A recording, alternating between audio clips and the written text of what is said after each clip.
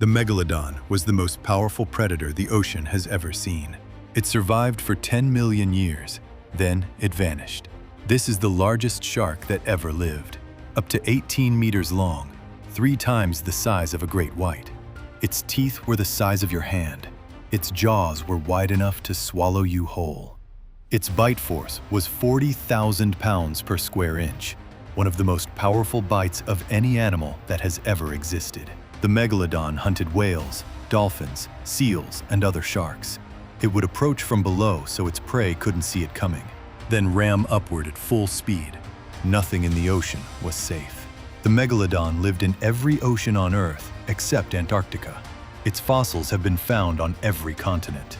And for centuries, people had no idea what they were looking at. They thought the teeth were dragon tongues.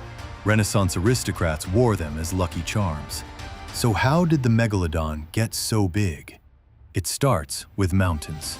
At the end of the Mesozoic era, tectonic plates pushed up mountain ranges across North America and Asia.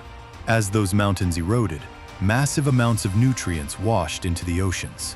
More nutrients meant more algae. More algae meant more food for marine mammals. Prey started getting bigger, and the sharks that hunted them got bigger too. Over 20 million years, both the prey and the predator doubled in size, an arms race between hunter and hunted. The Megalodon's babies were born at 2 to 3 meters long, already half the size of an adult great white. The Megalodon was also warm-blooded. A 2023 study found that its body temperature sat around 80 degrees Fahrenheit, 13 degrees warmer than the surrounding water. This was its superpower. Most sharks are cold-blooded. The Megalodon's warm blood meant its muscles could fire harder and recover faster. It could swim faster than any cold-blooded shark, dive deeper, digest food quicker. But that same trait would eventually become its biggest weakness. For 10 million years, the Megalodon sat at the top of the food chain. Then, 3 things happened at the same time. First, new competitors showed up.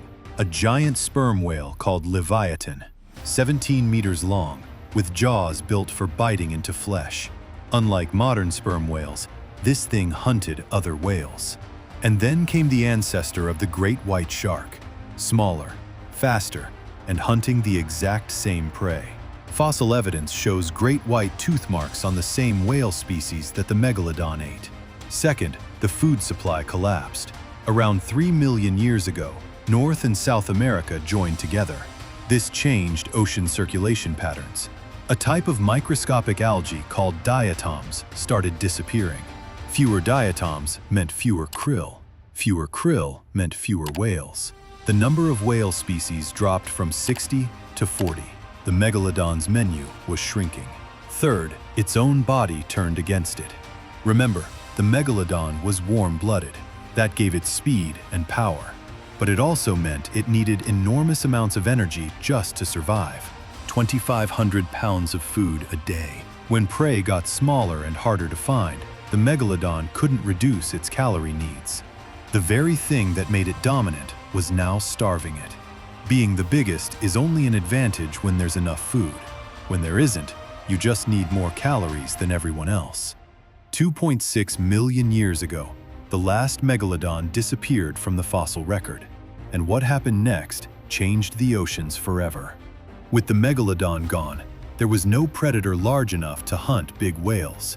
Whale sizes exploded. The blue whale, the largest animal that has ever lived on Earth, only appeared in the fossil record less than 2 million years ago.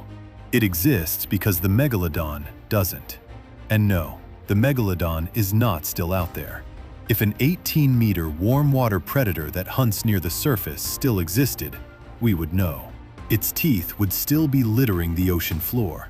Its bite marks would still show up on whale bones. The Megalodon is gone. But here's something worth thinking about. Great white sharks today are slightly bigger than their ancestors were millions of years ago.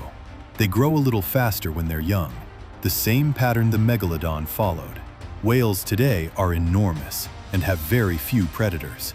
The niche of super shark is wide open. It might take a few million years, but it can happen.